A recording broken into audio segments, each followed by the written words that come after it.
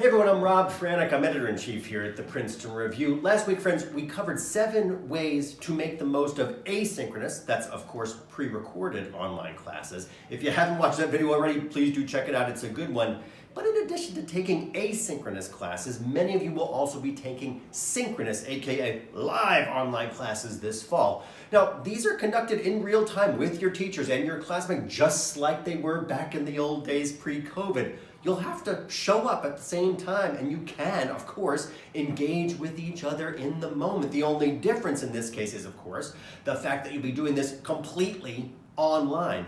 And friends, online classes are just different enough from what you're used to that they may present their own set of challenges. So today, friends, we're going to be talking about 5 concrete things that you can do to make sure that you're getting the most out of and putting the most into your synchronous online classes. Tip number 1, take advantage of the opportunity to get quality face-to-face time with your teachers and your classmates. This is something that you can do with synchronous learning that you simply cannot do with asynchronous learning. Ask questions, engage, participate. In addition, many synchronous e-learning platforms have features that can actually, I'm going to say it out loud, enhance the potential for collaboration. You have these features, use those features. Take advantage of breakout rooms for small group discussions, or direct messaging for communication real time with your teacher, or screen sharing or digital whiteboarding for working through problems together in real time.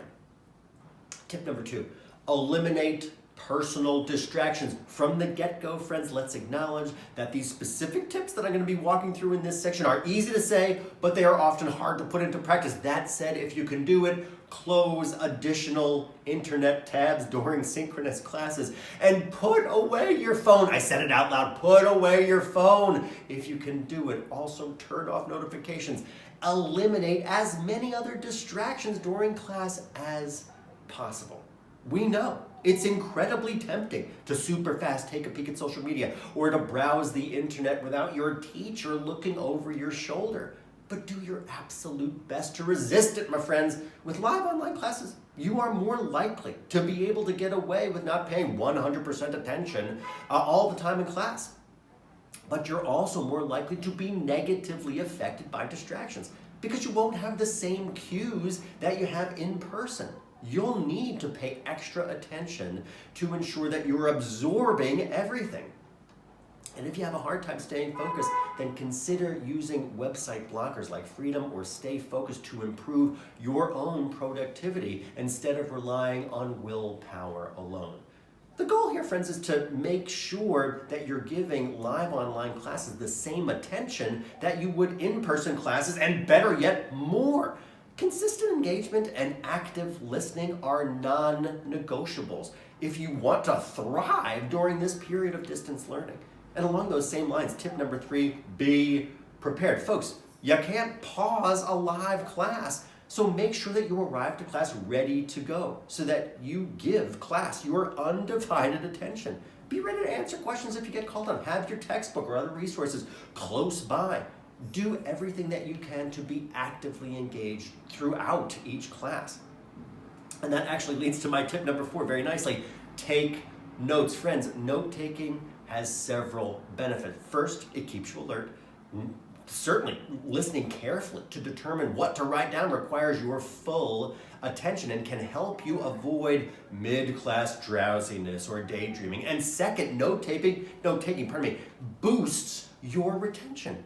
Remember, having to break down complex content into your own words, into easily consumable pieces, helps to retain new information that you're learning. And honestly, just a personal note here, I follow this same note-taking rule myself. I do a ton of public speaking and TV segments, and I write everything out in my own notes, in my own words, to ensure that I get it all up into my noggin. Finally, note-taking can also help you prep for tests, as it will help you keep track of the key concepts and the takeaways that your teacher will likely be testing you on. And the last tip, my friends, tip number 5, is to be aware of your camera. whether you need to have it on or off, and if it's on, be mindful of your surroundings and your background and your noise distractions. And if you have your camera on and it makes you uncomfortable to see yourself on screen, you may be able to hide yourself.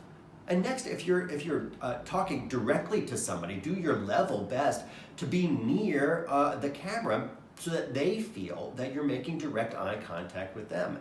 And also, make sure that you share your live class schedules with other people in your household. Let them know that you'll be attending a live class so that they'll be mindful of the noise that they may make. And even more importantly than that, that they ensure that they'll be out of view during your classes. And it always, friends, we'd love to hear how you're making the most of your live online learning. Share your experiences. Of course, any tips that you have in the comments section here in this YouTube segment. We'll continue, of course, to share expert tips to help you thrive and adapt to online learning. And if you haven't already, please do subscribe to our channel for the latest updates on admission and testing and in-class personal best strategies. And of course, folks, Rob Franek from the Princeton Review, thanking you so much for watching. I'll be back with you here real soon. Take care.